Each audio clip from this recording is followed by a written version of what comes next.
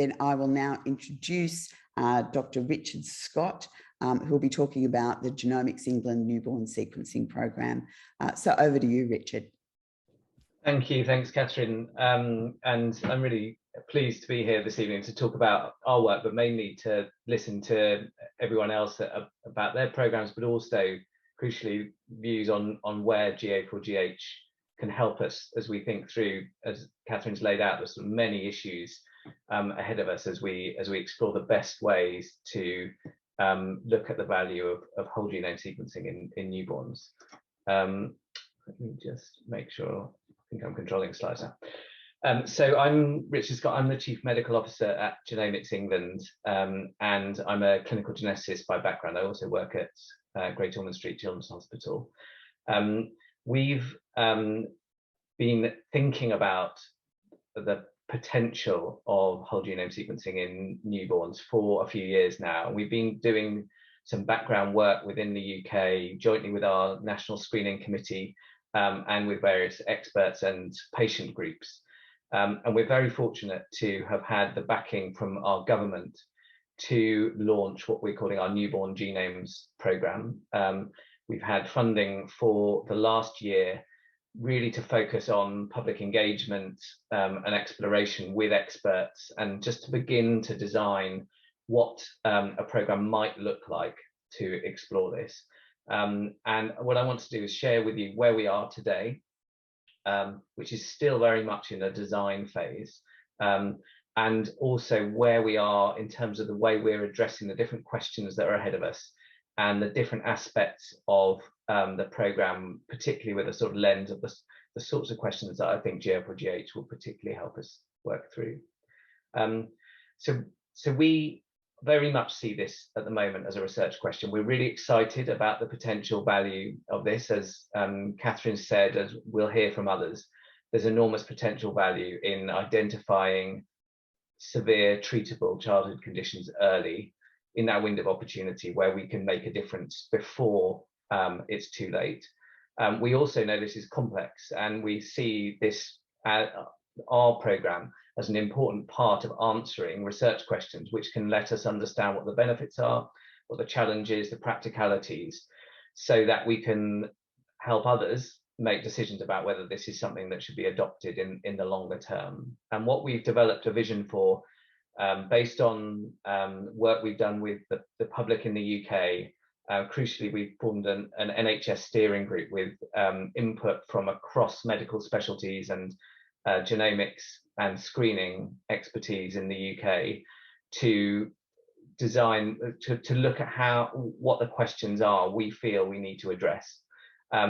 There's real consensus around the fact that this needs to be done in the context of an ethics approved research pilot, that to really learn what we need to, this needs to be embedded in everyday healthcare, so in our National Health Service. And we think there are three distinct areas for exploration. They're overlapping with one another, but they're distinct, and they're important to hold separate in one's mind as we explore the value in these different areas. So the first one is that one around identifying childhood conditions early, seeing what value whole genome sequencing can provide with today's knowledge alongside the existing newborn screening, the heel prick, done in various ways, but also the other aspects of newborn screening in the UK, for example, including hearing testing, etc. Secondly, around how we can enable research, so we're not just reliant on today's knowledge, the conditions we can diagnose today, the conditions we can treat today, but also so we can think about how we generate evidence so that tomorrow's newborns can access treatments that today aren't available. And then thirdly, there's that question around the potential of genomic data being useful over the lifetime, or at least for a more prolonged period than just during the newborn period when it's used for that specific screening setup, or in the context of that second question, for specific research questions. And those questions we're going to explore sort of together alongside one another in this NHS embedded context, so that we learn not just about the science, about the the positive predictive value in the context of newborn screening of particular analytical techniques, but also about the real life impact on workforce and training and the expectations both of clinical teams talking to families about this, but also the experience of families receiving that in everyday healthcare. And so, as I say, we're at this design phase of the programme.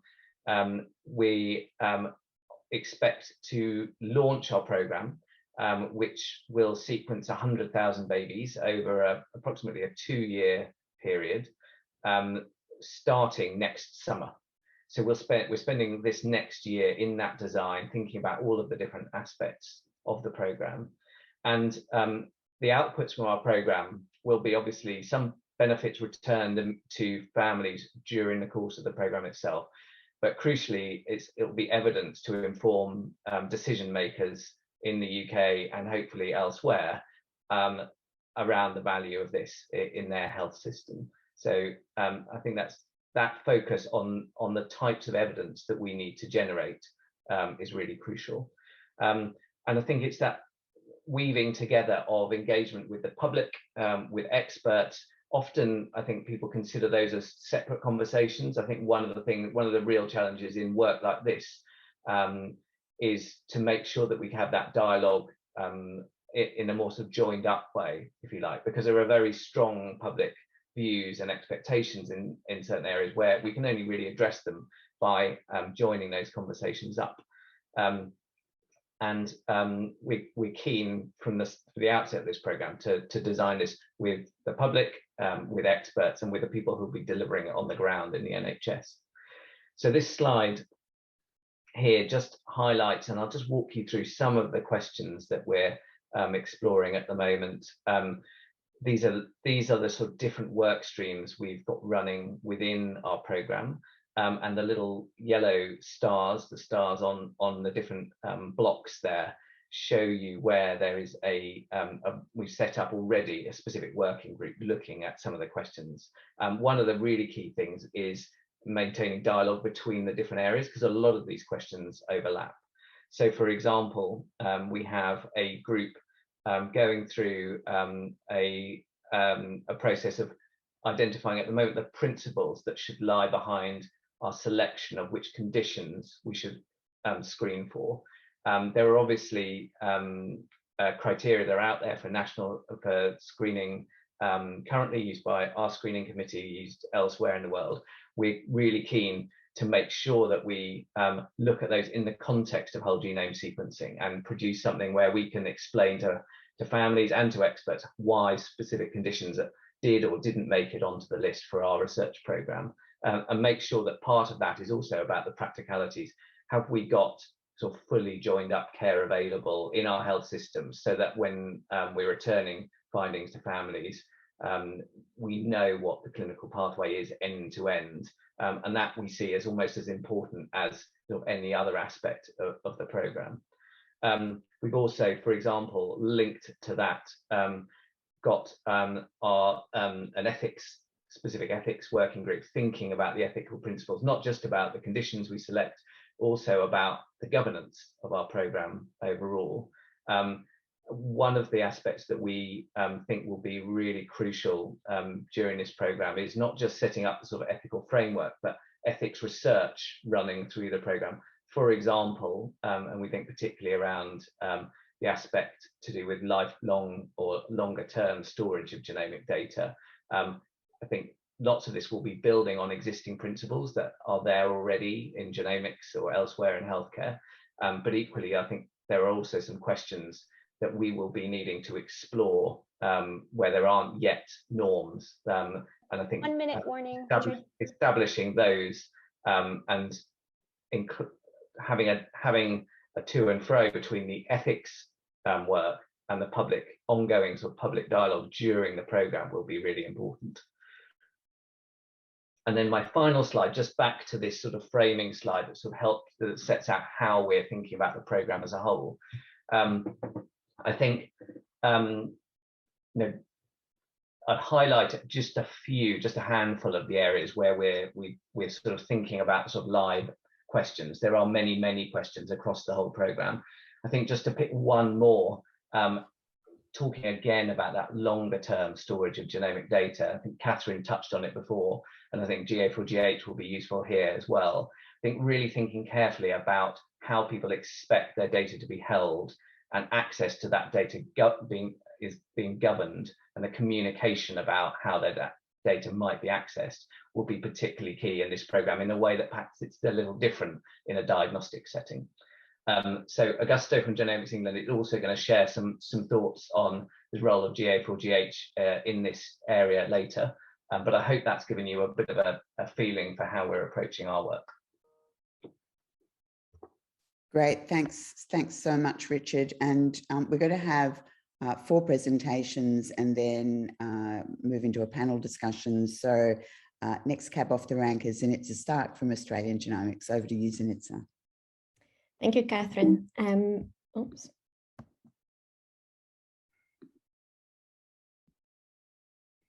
Let's see if I can work out how to advance my slides. Here we go.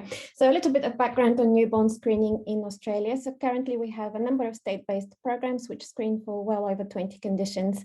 The exact conditions vary from state to state. So here in Victoria, over the past few years, we have transitioned from implied consent, for example, to specific consent being provided for newborn screening. And we store the newborn cards indefinitely, but there's variability around the country in all of those areas.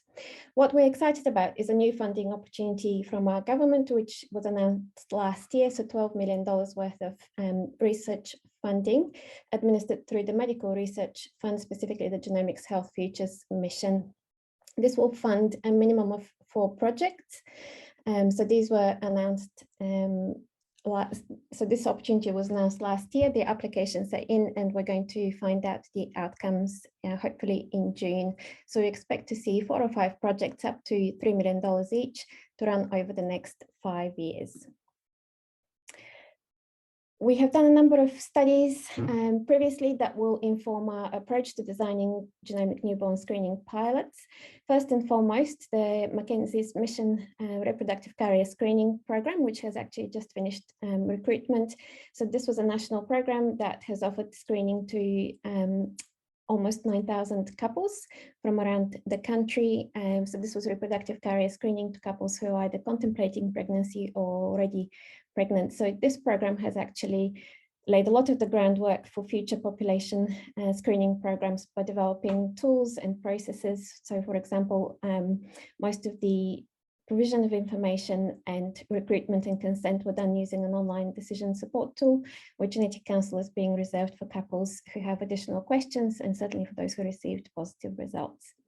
On the laboratory side, being involved with this program has allowed us to work out a lot about what an analysis pipeline and what the reporting thresholds might look like in order to be able to return screening results at scale. Another key study in this area for us has been the Baby Beyond study, which was run in 2016-17 and was funded by the Melbourne Genomics Health Alliance. So this study offered exome sequencing to a cohort of babies who were found to have congenital deafness as part of newborn screening. But in addition to offering parents testing to identify the cause of the deafness, parents were offered screening for childhood onset conditions. And they were given 2 choices. One of them was to receive results about childhood onset conditions that are treatable, and the second choice was to receive results about both treatable and untreatable childhood onset conditions. And it was very interesting to see that there was actually an almost even split in terms of parental choice, with slightly more parents choosing to receive information about treatable and untreatable conditions, which is not necessarily what I would have thought going into this. Now, we've taken what we've learned from the Baby Beyond study and expanded that nationally through the Acute Care Genomics program. So this is a program that offers ultra-rapid genomic sequencing to critically ill babies and children with suspected rare conditions. But 3 to 6 months after that initial result, we're actually offering families a number of additional analyses on their data. And for their children, we're offering screening for pediatric conditions. So for this cohort, we decided just to offer treatable and untreatable conditions. With both of those cohorts, we're conducting interviews with the families to try and gauge their views on genomic newborn screening and how that should be offered in the future. And one question that we've been keen to ask is, when should consent be obtained? And there's been a very strong feeling from these families who have been through these pilots that information about genomic newborn screening and consent potentially as well should be obtained during pregnancy, as the newborn period, there's just too much going on to be able to handle large amounts of complex information. Something else that a few other things that we've learned from the acute care genomics program, or testing of sick newborns, is obviously how to do it really quickly to be able to deliver results in real time. But also the time is of the essence, and we've had many wins in terms of identifying treatable conditions in this cohort, but also a number of families that have really stayed with us and made us question whether we should be doing things differently and testing for these conditions well before symptom onset. And I just wanted to share this family story with you, and it's one of the families that has really stayed with us and made us want to approach newborn screening. So this was a 9-month-old little girl who was rushed to hospital by ambulance with a depressed conscious state and a rapidly evolving widespread purpuric rash. She was admitted to the pediatric intensive care unit and appropriately treated for meningococcal septicemia. There were lots and lots of clever doctors involved in her care who realized she was running an atypical course, and by day 5 of her admission, she was already enrolled in a program, and genomic testing was initiated. We had a result for this family on day 8, which identified a treatable metabolic condition, but unfortunately she died despite maximal treatment. So often there's perhaps a tendency to come up with 100 reasons why genomic newborn screening is going to be difficult, but it's important to, I guess, keep foremost in our minds why we want to do this, and that is to alter some of these long-term outcomes of treatable rare conditions. So as I said, the applications are in. We're waiting for the results in June. There will be multiple projects funded in Australia, and I just wanted to put an example of one of the grant proposals that has gone in from the Victorian Clinical Genetic Services and the Murdoch Children's, which is where I work, and that's to examine the feasibility and acceptability of a genomic newborn screening program here in Victoria.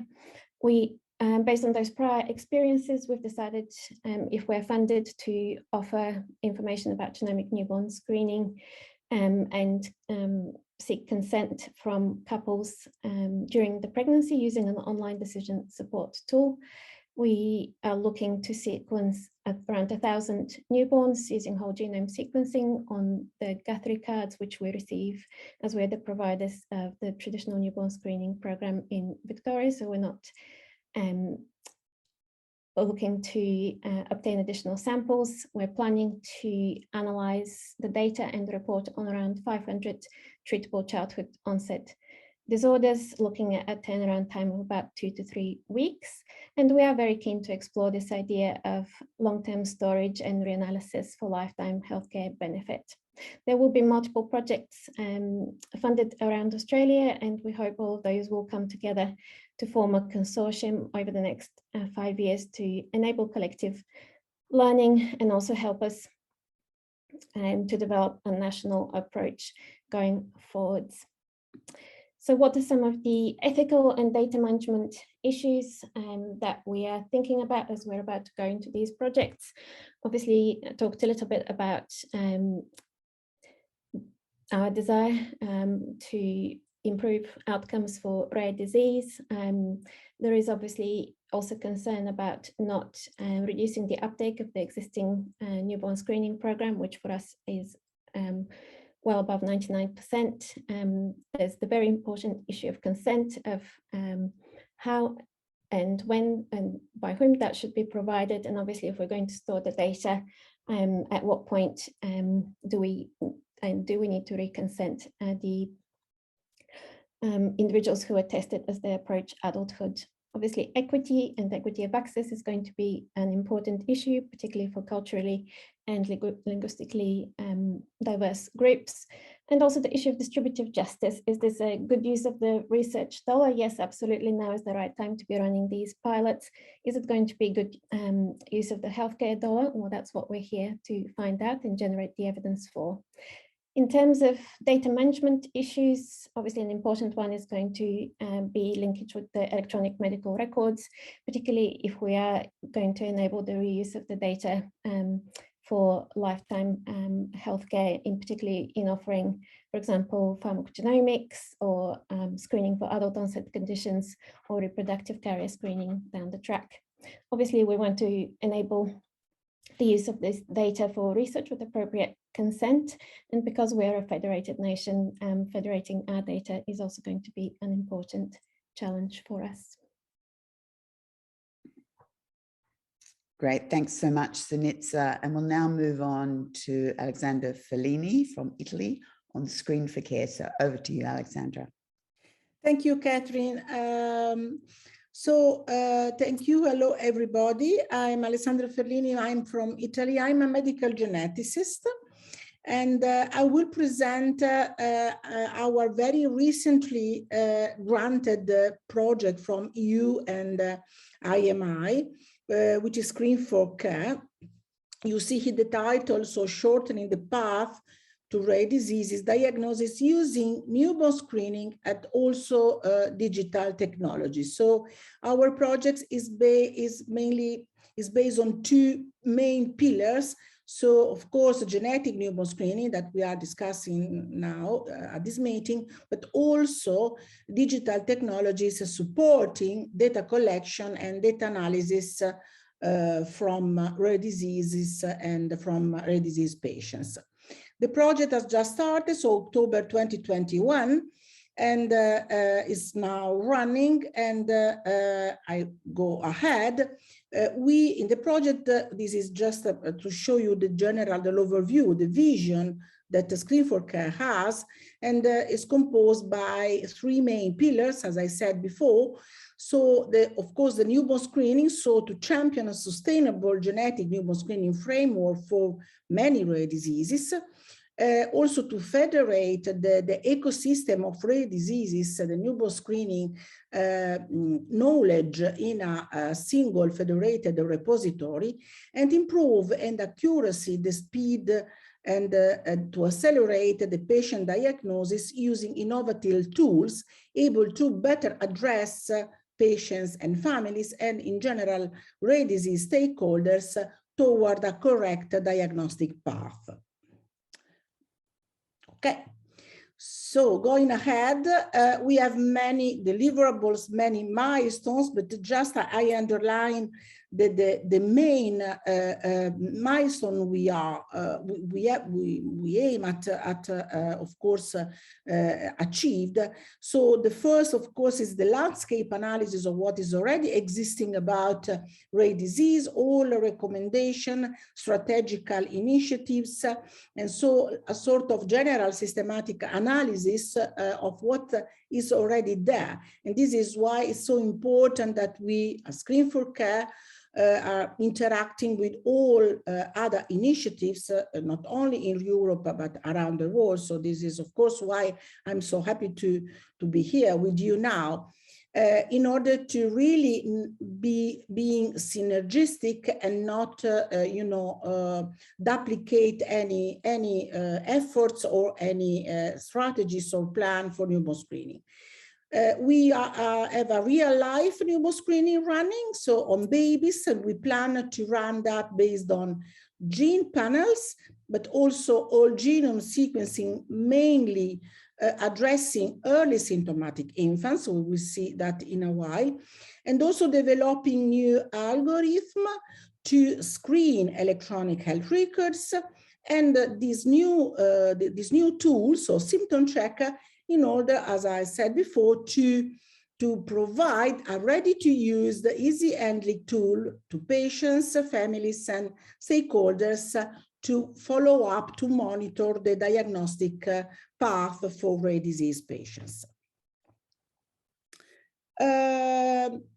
we hope to impact on rare disease diagnosis, therefore, in many ways. So at birth, based on our newborn screening approach, but not only as goal of a screen for care, also in early onset stage, based on whole genome sequencing approach, but also based on our electronic health records analysis, a new algorithm to extrapolate from this data the phenomics related to rare diseases.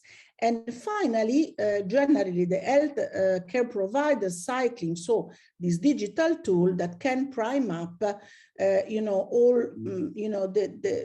to better address the rare disease diagnostic pipelines in order to reduce the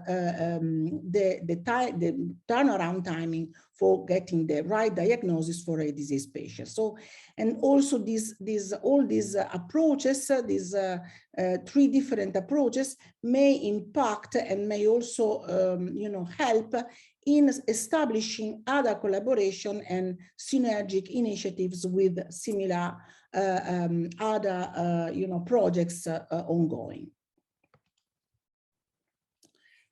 It is important to underline, just checking the time, that we have Eurordis as a partner in the Screen for Care. This is very important for us. Eurordis is directly involved in the scientific aspects of the Screen for Care, not only as a voice of patients, so of course advising and collecting patient perspectives related to newborn screening approaches, but also contributing in terms of research input in designing our genetic panel, especially in the concept of actionable rare disease, which is a very novel way to see rare diseases, but also a little bit questionable. So it is very relevant for us to work together with rare disease patients in order to define really which are the prioritized somehow actionable diseases to be studies to be addressed by newborn screening. And the next, I will go very quickly through these last slides just to show how our project is articulated in different work packages. 5 different work packages, so scientific work packages and 1 dissemination work package, and getting to detail, but not just avoiding to lose too much time, and underlining that work package 1 is based on all ethical issues related to newborn screening, legal aspects, data readiness, and also stakeholder engagement, and work package 2 is the one building up the federated metadata repository to collect all rare disease data and try to get a comprehensive ecosystem, including all newborn screening and accelerated diagnosis related aspects. But staying on work package 3, which is the newborn screening itself, we plan to screen 18,000 infants across Europe. The sites will be in Germany, Italy, and Czech Republic. We will also evaluate all aspects related to newborn screening, the ethical aspects through our ethical board. We evaluate costs of newborn screening based on different approaches, for example, gene panel, or even whole genome sequencing, cost effectiveness of newborn screening versus rare disease early diagnosis. And obviously, the task number 4 is definitely very interesting, and with many aspects we can share with other initiatives. So the whole genome sequence approach, but carry out in early symptomatic infants. So I don't want to, just underline, of course, work package 5, based on digital tool development and the symptom checker that should be, perhaps, hopefully, be, a very easy handling tool to be available for patient and stakeholders. And of course, the dissemination. This is also a very important task because it's a sort of, basket, including the various aspects of the Screen4Care, also the various boards we have in order to advise and monitor the Screen4Care progresses. And that's my last slide, summarizing our structure. So our ethical, legal and safety team board, the communication dissemination group, of course, patients advisory board, which is chaired by Eurordis, and all our work packages will feed in terms of research output, the Screen4Care. And the next is my last slide. So that's myself and with Nicolas Garnier from Pfizer. You know that Screen4Care, so EU IMI projects are co-funded by European Union and FPA partners, so pharma companies, a partnership in Europe. So myself and Nicolas are co-lead of this project, and we will carry on the Screen4Care together. We just started. You can see our website here, and this is the final. Whoops, sorry about. And this is the final slide with the acknowledgement. With the full list of partners, 35 partners, both academics and industries which are involved in our project. Thank you very much. Great, thanks so much, Alessandra. And we'll now move to the last of our speakers in this session, Robert Green, who's going to talk about BabySeq and his experience to date. Over to you, Robert. Thank you very much, and thanks for the invitation to speak here. We are a shop that does implementation science and have been doing so around genomics since about 2000, when we first gave back single variants, then graduated to larger panels, then to whole genome sequencing in adults. Along the way, we got involved in designing the secondary findings return of results for the American College of Medical Genetics and Genomics in 2013. And our history with newborn sequencing dates back to about 2012, where we had been thinking about this as the logical extension of our screening work with adults for obvious reasons. And at that point, to our delight, the NIH, NHGRI, and NICHD put out an RFA for newborn sequencing proposals. And we were fortunate to win one of those and be the only one of those that offered comprehensive sequencing to ostensibly healthy newborn babies. And that's how BabySeq was born. In fact, it was that Time magazine that you showed, Catherine, at the beginning, by Bonnie Rockman, was actually the first public report of our interest in 2013 in sequencing newborn babies. BabySeq has taught us a lot. Let's see if I can click on. It's many people, many more than these have been part of it. So I'm representing a large group of collaborators. Specifically want to call out MPIs Alan Beggs and Ingrid Holm for BabySeq 1 and 2 respectively, and new young faculty, Nina Gold, Nidhi Shah, and Anna Lewis, are doing great work with us on this project. But what's really exciting that I can present to you today is a little bit of real data. And as we think about the real data, obviously we're all interested in the risks, the benefits, and the costs of this technology. And as has been alluded to, screening is very different than diagnostics. But as you'll see from our data, there is a way in which screening segues back into diagnostics in a really fascinating way. So the way we set up our trial was as a randomized clinical trial. And this is, of course, because the kind of people who volunteer for such information are themselves different from historical controls. And this allows us to really parse out some of the medical, behavioral, and economic outcomes in a very rigorous way. And we were able to recruit about 300 families into BabySeq 1. Our very first issues had to do with which genes to report. And with a talented team from the Mass General Brigham Laboratory for Molecular Medicine, we were able to pare down about 1,000 genes. And these were genes that were leaning toward actionability, but not all conventionally actionable.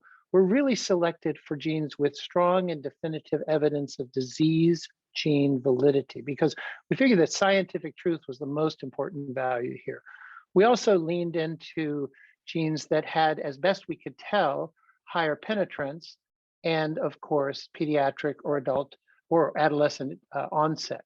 We did end up including a limited number of adult onset genes for reasons that we've published on, and I can talk about later. And that turned out to be really fortuitous, I think, in terms of the interest. Now, importantly, because this is often mentioned, we did not decide to return variants of uncertain significance, but only pathogenic and likely pathogenic variants. And I think this is obviously because you want to enrich for prior probability, and you want to try to get as few so-called false positives as possible. Now, it's very interesting that way back in about 2012, we were asking parents on the newborn ward, do you want this kind of sequencing for your new baby? And the vast majority were interested. But when we got down to the 14-page consent form with all sorts of horrible outcomes, issues about privacy and discrimination, and not to mention the fact that we're going to randomize you and put half of you into an arm where you're not going to get any results whatsoever, the enthusiasm was not quite as high. Not to mention that many people, after they've just had a baby, do not actually want to talk to anybody about research. So this is a little misleading, because only 10% of people really said, yes, come on in the room, I'm interested in research. This has been misinterpreted in the media as suggesting that parents don't want this service. And I think that's incorrect. They very much do, and multiple other polls, including the UK Engagement Project, has suggested that. When we did get into the room and talk to them, turns out that about 2/3 of them actually enrolled. So that was a pretty good output. The real surprise in BabySeq-1 was that of the nearly 160 babies that were fully sequenced, 11% had an unanticipated monogenic disease risk. And what was even more surprising was that 1/4 of them, when we circled back and examined the baby in light of the DNA finding, they actually had features of the condition that had not been previously suspected. So for example, that elastin mutation you see on the 3rd line can be associated with supravalvular aortic stenosis. That particular baby was absolutely normal heart sounds, no family history, but an echocardiogram in follow-up to this finding did find a narrowed aorta, abnormally narrowed aorta. Now you could say that's a glass half full, glass half empty. Maybe nothing will ever happen about it. But if that baby were to go out on the playground and have a fainting spell, I think this would be a very valuable piece of information to know about. And that's how I'm thinking about so much of this as risk stratification, not as diagnosis. We followed all these babies into their downstream medical consequences, and I won't belabor this. We have a really interesting paper that's up on medRx, a preprint server, if you're interested. But what is extraordinary is how many family outcomes were changed as a result of the baby's discovery of the mutation. We tried to start creating a taxonomy of this using the ClinGen actionability criteria as a starting point. You can see we're playing around here with shapes that might connote the degree of tolerability, disease severity, disease penetrance, and efficacy of intervention. I don't think any of these graphics are really satisfying yet. They don't really shortcut the kind of dialogue we need to have with parents in order to help them understand some of the pros and cons. But it's fascinating to try to think, how can we take these multiple dimensions and create a meaningful and recognizable taxonomy of what it means to screen for different conditions with different kinds of treatability. Obviously, a major question is the economic outcomes, and we're able to show that in the first 6 months after disclosure, those babies who were sequenced did spend more on their health care. Of course, that's not really a surprise. What remains to be seen, and what we're trying to answer with long-term follow-up, is the value gained, the discoveries, the mitigation of illness, the security that parents feel in light of symptomatology that emerges. Is all of that a value that is worth the extra cost that will come from sequencing, interpretation, and medical follow-up? We did publish one paper that models simply the cost effectiveness of screening in the pediatric time period for cancers alone. And as the cost of genomic sequencing and interpretation is coming down, this is approaching that magic $70,000 to $100,000 per life year QALY. So, I think this is truly within reach. And by collecting empirical data of this nature, we can start to justify it and lay the groundwork for these larger scale. And importantly, we and others are pushing back on some of the narratives that have obstructed progress in this and related fields. The narrative of catastrophic psychological distress, for example, simply is not true in many of the adult studies we've done, and does not appear to be true here. We never want to be cavalier about the possibility that we give someone bad news or ambiguous news. But on the other hand, the notion that simply telling someone about a mutation that creates some risk stratification of that baby is going to push them into a depression, anxiety, disruption of parent-child relationship, empirically is not supported by our data. So this is a really exciting moment. This workshop, this gathering of minds and opinions and plans. We ourselves are moving from BabySeq1 to recent funding by the NCATS Institute at NIH for BabySeq2, where we're enrolling at least 500 babies from diverse backgrounds, and we have additional volunteer sites in the US that may allow us to move that up above 1,000. But importantly for this community, we're so excited to be talking to the other groups today and to those of you who are listening to this, so that we can start to harmonize our interventions, our outcomes, and our resources in order to pool and share the kind of data that's going to truly give us insight into not whether we do this, because we all know it's coming, but how we do this properly, effectively, and humanely for the benefit of all humans. So I'm really delighted to have had the chance to speak to you a little bit about our data. On our website, we have now several score papers, including about 24 papers from BabySeq. We'd love to invite you to take a look at there. And I'd be happy to respond to any emails of people who might wish to train with us or collaborate with us as we go forward in this. Thank you.